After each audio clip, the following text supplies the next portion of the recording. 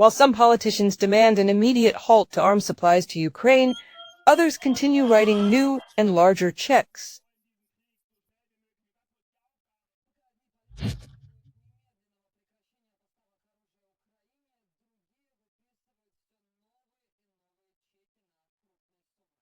Some prohibit using their weapons on Russian territory, others allow it.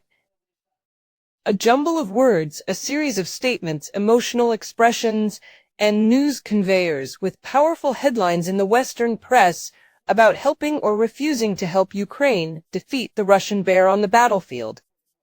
What is this? An illusion of help? A distraction for quietly transferring another batch of weapons? Loud and empty promises? Let's figure it out. Agree. It's foolish to deny the support of the West and the USA for Ukraine. Without the help of allies, the fighting would have ended in 6 months. A vivid example is the transfer of the conflict to the Kursk region. Hundreds of Ukrainian drones daily cut through the sky over the Russian borderlands. Combat vehicles, artillery, tanks, missile systems, there's plenty of everything. Day by day, the Russian army grinds them into dust, but new ones appear immediately. Who and in what quantity is supplying them is hard to know. The information presented by politicians is contradictory. For example, German media recently stated that Germany is reducing support for Kyiv.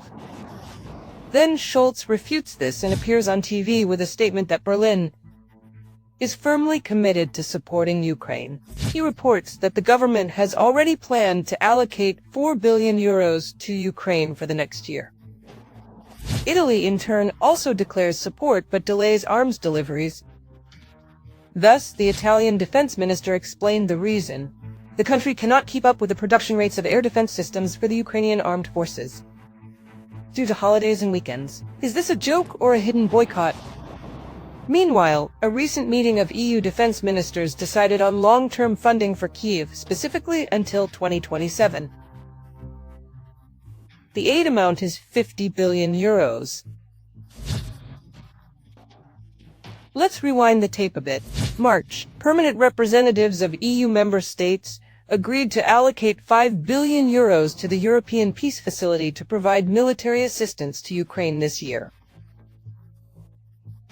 And that's just a couple of points over a few months. Before that, Boren stated that in 2022-2023, the EU supplied Ukraine with weapons worth 28 billion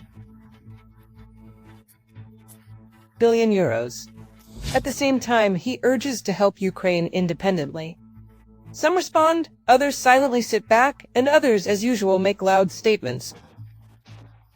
Whether they are lying or not, looking at the examples above, it's not entirely clear.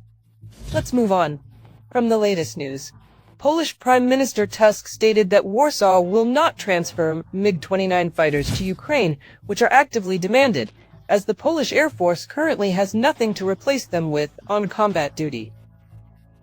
However, the Polish leader hinted that if NATO can organize a replacement for the already outdated fighters with something else, Ukraine might still receive the planes. Bulgaria is also extending a hand. However, not with money, but with weapons. And, like Poland, with its own selfish goals. Recently, Sofia handed over Gvozdika self-propelled guns to Kyiv. The defense minister called this weaponry unnecessary.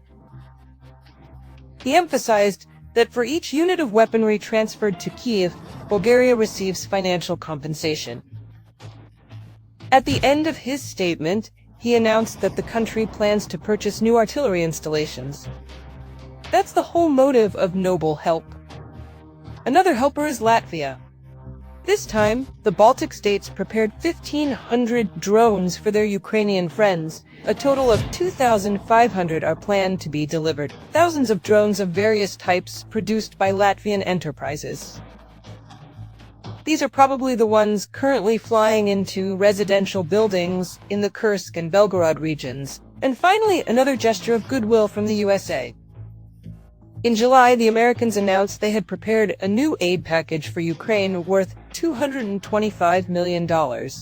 It included the Patriot air defense system and missiles for the air defense system, HIMARS multiple launch rocket systems, artillery ammunition, drones, anti-tank missile systems. And at the end of August, another arms package worth $125 million. Yes, some indeed create an illusion of help, others dump old weapons hoping to get new ones and rewards.